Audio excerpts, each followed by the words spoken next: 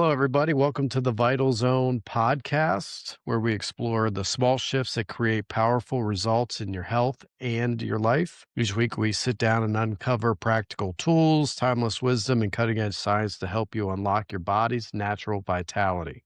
From nutrition and energy healing to mindfulness, this is where ancient practices meet modern breakthroughs, giving you the edge to live with more balance, resilience, and vitality every day. This is CJ. How's it going? And I'm Sean, and we're back for, I think, our fifth episode.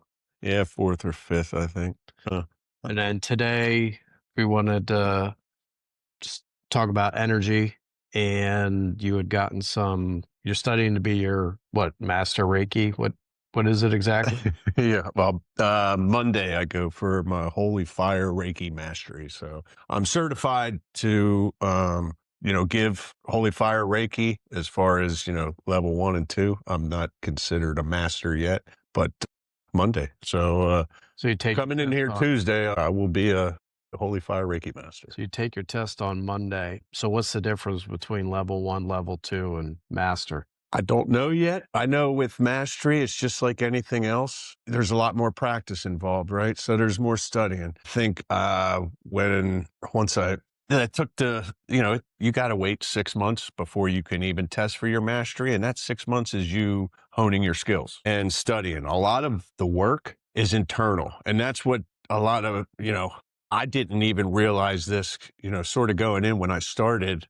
And I'm like, all right, give me some books. I got to study. And my Reiki master's like, calm down. It's internal work. You can study, to fine tune your skills because there's different techniques, different people, energy speaks differently to everybody. We all got our own blueprint.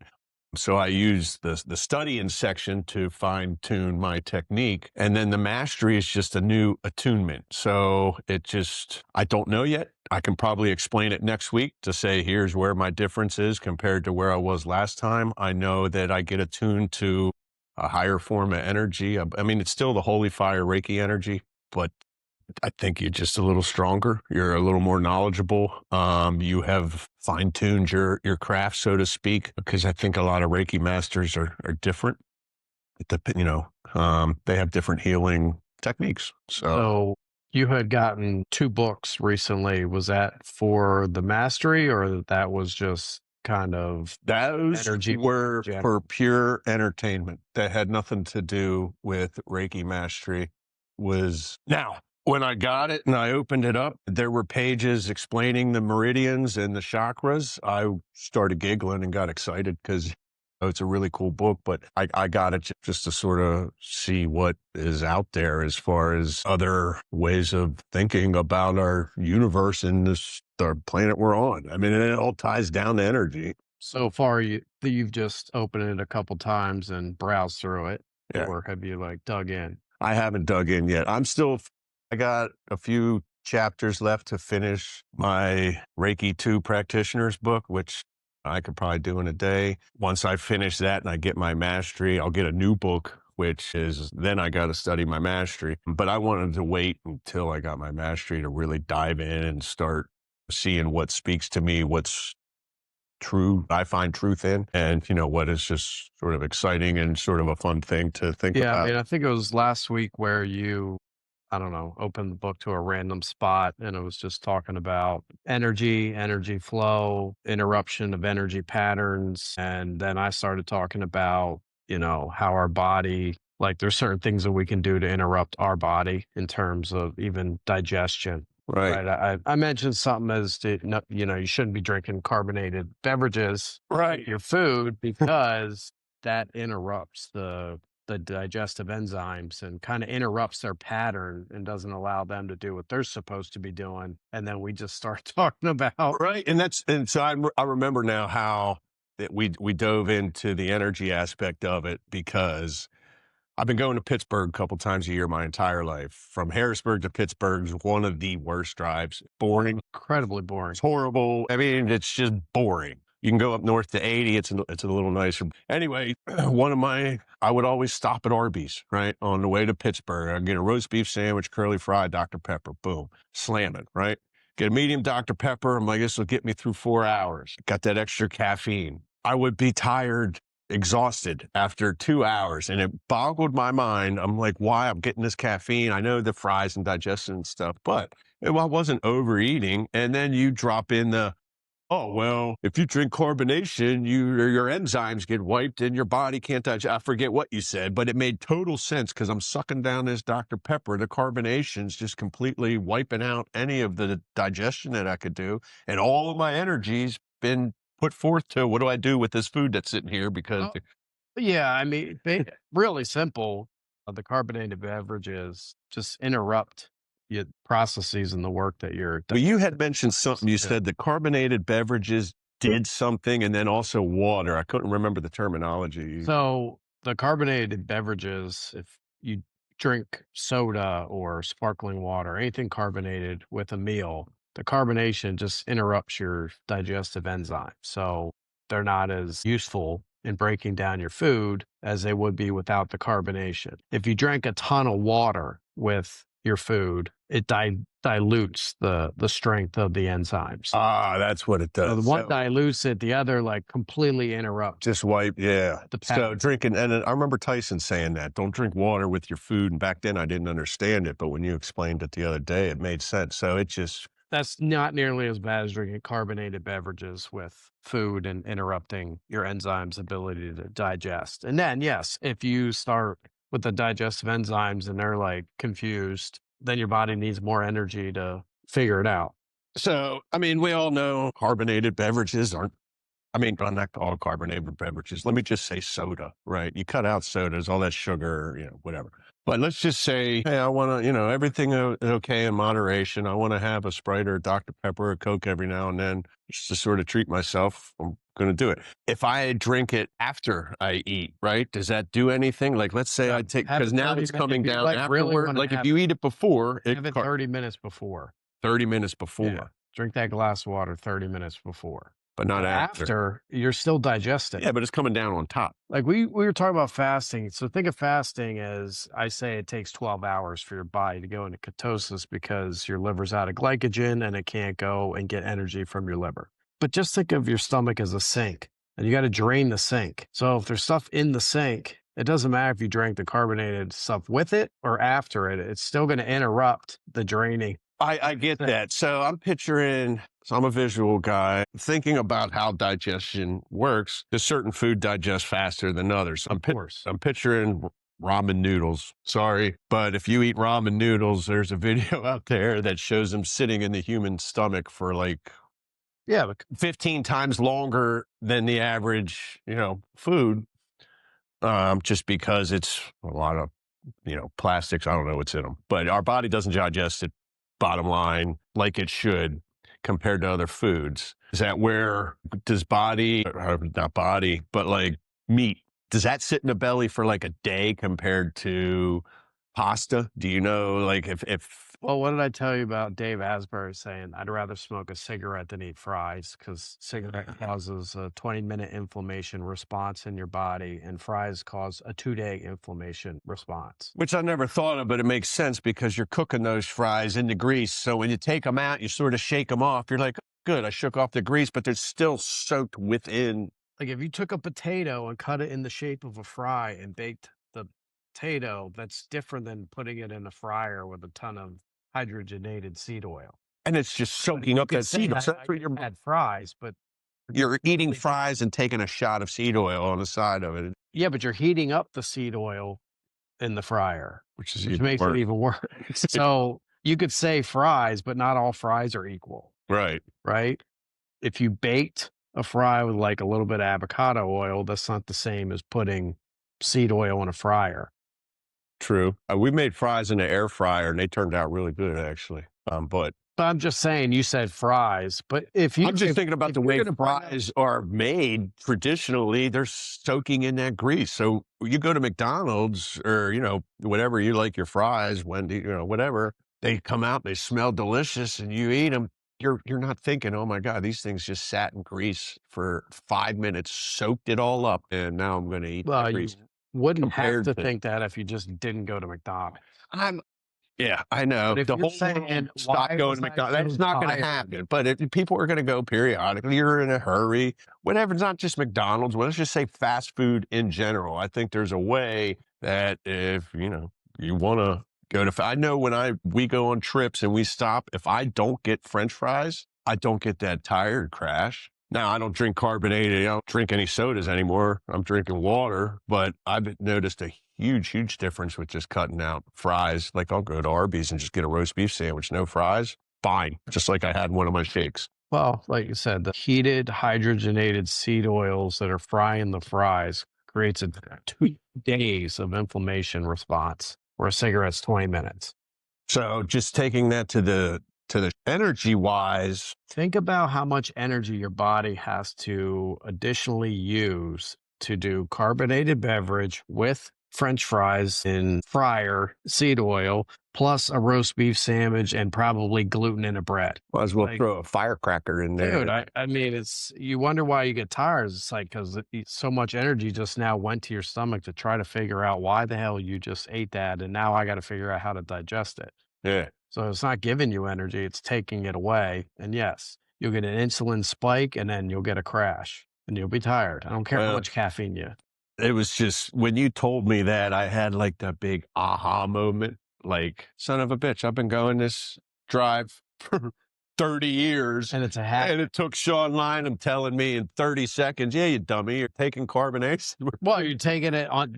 There's a compound effect of carbonation plus French fries plus a fast food roast beef And smoking a cigarette at the same time, drinking, yeah. And then the in your 80s. brain, that's a pleasure trigger.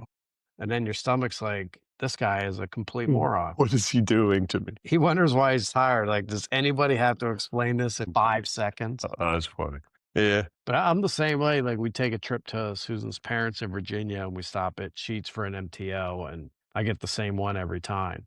And I like look forward to it before we leave. Now, it's not soda and fries at Arby's, but it's not like, I'm 46 years old. I'm not saying this is, throughout my life. I've been going there since I could I drive. guarantee before you even left your house, like I'm driving to Pittsburgh, getting my Arby's, right? Because you did it so many times. And Yeah. Well, because I didn't like all the other fast food places sort of, hurt my belly. That was the only one that really didn't. that one didn't. No, something about You Arby's just roast beef. I don't know if why, but it didn't hurt your belly. because I cut out the fries. But the whole point You of making fun of me right now because I can eat an Arby's roast beef sandwich and not hurt my belly?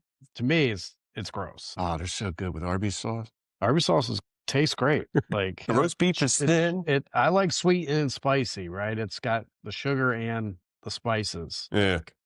But I don't even remember the last time I had Arby's. But the whole back to the whole point of the show is just talking about energy and our natural energy, and we just do things that interrupt our natural energy flow with things that get in the way of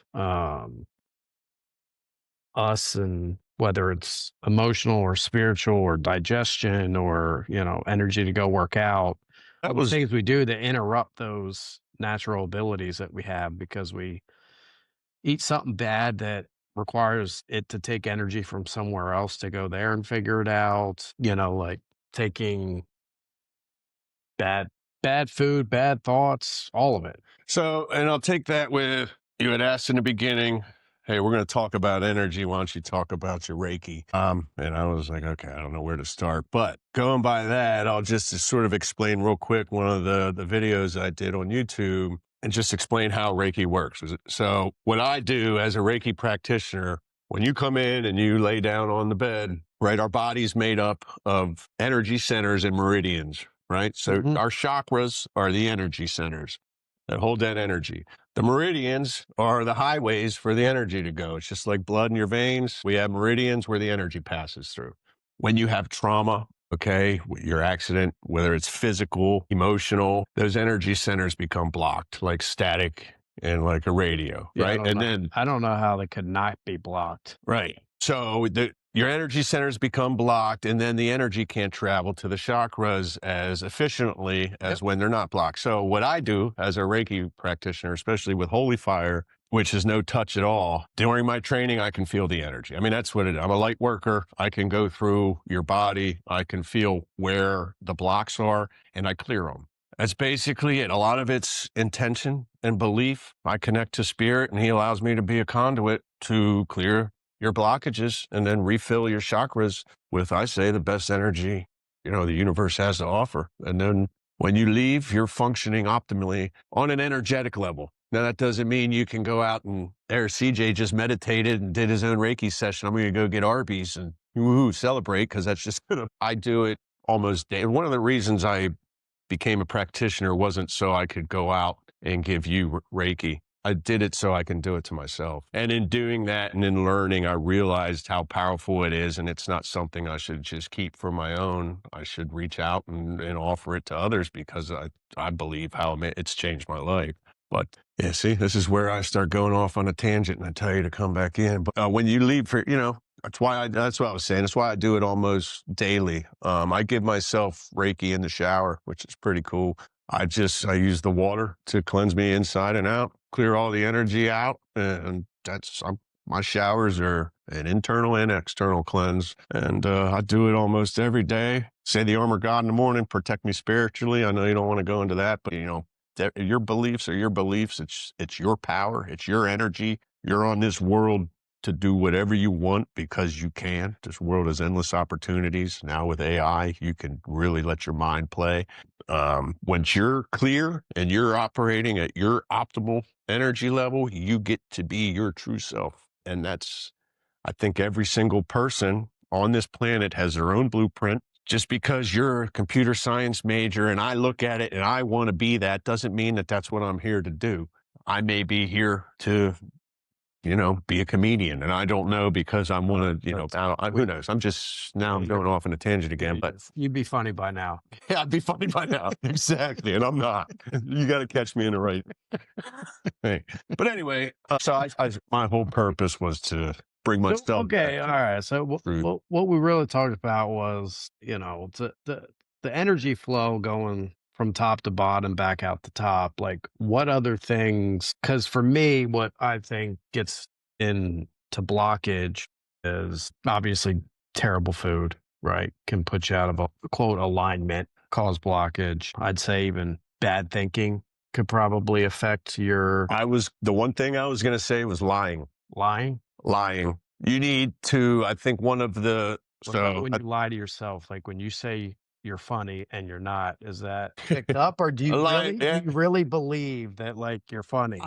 I believe I'm funny. I don't believe I'm comedian funny. I'm not going to go on stage and sit for a half hour and crack jokes. The crowd will be No, but my point is like mortified. when you say lying, I think we all lie to ourselves more than we lie to other people. Absolutely. And it starts with you, but if you're like little white lies. I'm saying if you believe in the lie, is it really? Why is it? Well, then now you're challenging the lie and saying what's real and what's not. I mean, what are you lying about? If you believe in the lie, are you then creating a vision for yourself? Like, what do you mean? If you believe in the lie, use an example. Things that are measurement, not judgment. If I step on a scale, it has a number. That's measurement, right? So my last scale was 152. So I'm happy because I'm down 42 pounds since the accident. Right. But it's 152. It's not 149. It's not 154. It's 152. But the scale says 152, but I'm like happy about it. I'm not where I want to be, but I'm happy about it.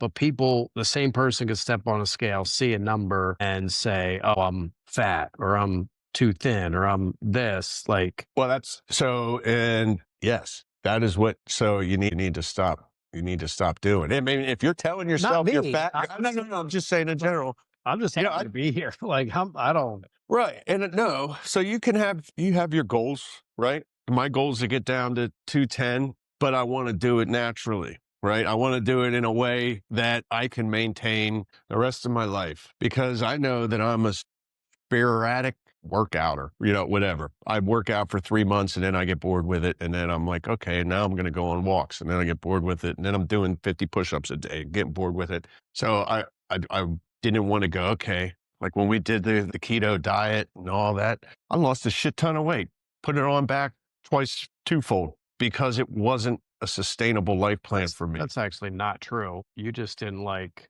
the eating the same foods over and over again. Well, whatever the reason was, the fact of the matter is I tried that diet and it worked, but then I put on more weight than when I lost. So if I went in at, Yeah, because you went on a diet. right. So which is why I'm saying that there's where I'm going with this is the balance between the number on the scale and your mental number, right? I quit getting on the scale because even though my goal is 210, I feel fantastic. I feel amazing outside of when I don't sleep, but I wake up, I look in the mirror. Yeah, I'm not, you know, I see some shit in my belly and, I'm not happy with it. But at the same token, I feel great. So, all right, just keep working on it because I feel great. I went to the doctor. I'm healthy. I'm green on all levels, right? That's good. How do I continue to do this and keep getting better? And it's like small shifts equals big changes. I'm making small shifts in my life that make my life happy for me. And my weight's sort of coming off because that's what works for me. You know, my Matt, he fasts 16 hours a day every day. That ain't going to work for me. But I'm doing a 40-hour fast on Sunday once a month. That'll work for me. 36, that'll work for me. Everybody's different. Me and my wife, completely different. I, I Polar just think, opposites.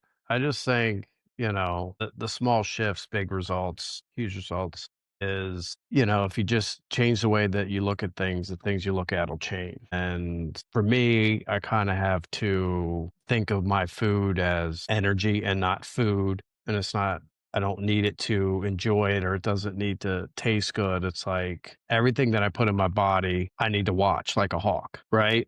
Right. I don't view food now, again, it's choice and force, and I don't know which one was stronger, but I don't look at food now as like, "Oh, I'm hungry. That looks good. Let me have that. I'll worry about the consequences later." Like, I don't have that luxury Right. anymore. Like, I look at it as, is that a, energy add or an energy subtract? Like, I look at food as just strictly energy and fuel and not And I think that's as everybody should. If we look at our bodies as vehicles, right? For our soul, I got a Tundra and you got a Prius. Hey, let me pull this one out. Well, let's say you had, because Chris brought this up yesterday. He's got a Kentucky Derby winner, right? Oh yeah. If you had a $3 million racehorse that you bought for $3 million, would you feed it Arby's? No, Why not? I paid $3 million. He's getting the best of the best. Right, right. Are you not more important than that racehorse?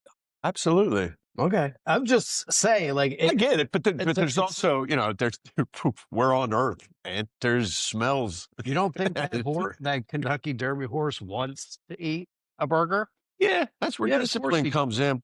But you as the steward of that horse with all your money into it, you're like, "There's no way I'm feeding that anything other than the best fuel possible because he's gotta go out and win me money." What if it breaks his leg? Well, then he You gets to put go it out and down, eat no, if he breaks his leg, you can give him a burger.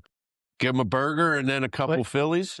all I'm saying is you're putting stuff in your body that you wouldn't put into your derby horse. Yeah, I understand what you. That's all. And I Like, that is like, why would you do that? just to I know uh, why. But appease the again, you're just emotional shifting the response. way that you're thinking or looking at stuff. Like anything that I drink, I just did my daily digestion drink, apple cider vinegar, some sea salt, some lemon juice. And does it taste great? No, it doesn't. Yeah. But guess what? I don't care. Yes, I know. gummy lifesavers, which are my favorite fruit snacks, by the way. But Gummy what? gummy lifesavers, dude, they're my go-to. Are they? I'm a, I'll put them on my finger, bite them off. nah, I'm a Skittles. I still got my vices. I mean, and Reiki does help to keep me centered and see it. You know what I mean? I wasn't really aware of. Let me say this: I never meditated before I did my first Reiki session. Once you meditate and you're in there for an hour and you're in your own mind and stuff starts happening, it just makes you look at things a little differently. So that's sort of what unlocked. Okay, I don't know We need to do where I was living on before. meditation because I was the biggest meditation hater ever. I had so much resistance to it. And my Oh, buddy, you Marty, remember when I who we first still need to tried? get on the show, made me go to a meditation retreat with these Ashayan monks for 3 days. And I was just like, I just thought it was stupid. I thought, because at the time, like, I couldn't sit with myself for 5 seconds, let alone 5 minutes. Yeah. Like, When you first had me, I think I made it 3 minutes, and then when I can't do this, I'm going outside. I yeah, gotta you're do like, something "This else. is crazy. This is horrible. This is really hard." Yeah. And if you can't do 3 minutes, you probably need 3 hours, but I've done it every day since, and it's been, like, 8 years. So let me ask you this, because when people ask me what Reiki is, I'm trying to think, okay, how can I explain it like you're, third grader, fourth grader, right? So I have the meridian and the highway thing, but also I say, once I get you relaxed, I basically throw you into a state of meditation pretty quickly, faster than, you just laying there and letting your mind go. Would you say it's easier to meditate into Reiki session? Not even that. Take that question out. How would you compare a Reiki session versus what you did with the monks? Now, I'm saying, I know it's sort of apples and oranges, but it's not, because they're both meditating. No, it's definitely different. I think, like, the Reiki sessions are, like, say it's 15 minutes. Like, I know going in that 15 minutes, I'll know within a couple minutes if that 50 minutes is gonna be hard or challenging, or it's gonna be, like, super smooth and easy. Right. Just to know in the current state that I'm in. Yeah. Most challenging part for me was keep my eyes open and laying still. And I think You get over done that. how many sessions? 3, 4? You've Like, done the 4. I put you into a couple without you realizing, sort of activated the room and left, but I've done 4, like, legit. and I know 2 of them. I thought it was 15 minutes and it was 50, and I didn't fall asleep. It's not like I fell asleep. I just was at a peaceful state as to where time just didn't compute. I don't know, it's tough for me because I think going in, the intention's different. Like, when I meditate, it's 20 to 30 minutes, and So why do you meditate? because why do I need to I have a $3,000 laptop. Why do I need to reboot it? I have a FiOS router with 1 terabyte upload speed, and I gotta reboot it. To Boom, me, boom. it's Yeah. it's a reboot. That's great. Yep. It's taking the plug out, waiting 5 minutes to reset, and then plugging it back in. Yeah. It's unbelievable. You're a little more clear. You think differently. When I say you can see, it sort of opens your eyes up. You know what I 'Cause, mean? like right now, doing this episode and doing work and jump back to work, like, me right now, I can feel like I'm a browser with 26 tabs open. Yeah. So when I meditate, it's like after the meditation, I feel like the reboot, and then I open a browser and there's 1 tab open, not 26, and I'm hopping. You know what I mean? Yeah, absolutely. That's what it does for me. I didn't realize what time it was. My son's getting an award today for school. I have to go to his lunch. We can either take this into a part 2 when I come back and actually dive into meditation again, because No, we're gonna do a whole episode on meditation because I'm Alright. telling you, I was the biggest hater. I think this is a good enough for today or this episode. Yeah, just keep it quick, simple, But we little know what we'll introduction to talk about Reiki and on the next energy. one. Next one we do, I will be a Holy Fire Reiki master, so we can talk about meditation and how, me getting my mastery, if there's any differences between now and then. It's amazing what a week will do, but All right, you want to do the send off? send it off. Well, thank you for, this is, you started it, end it, man. All right. Well, we want to thank everybody for listening. I'm Sean, DJ, and we'll check you out on the next episode. God bless you all. Peace. That's what I meant by send off. That God bless you all. Peace. Dear pinky ring. I'm keeping that in here, by the way. I didn't edit it. It's still recorded.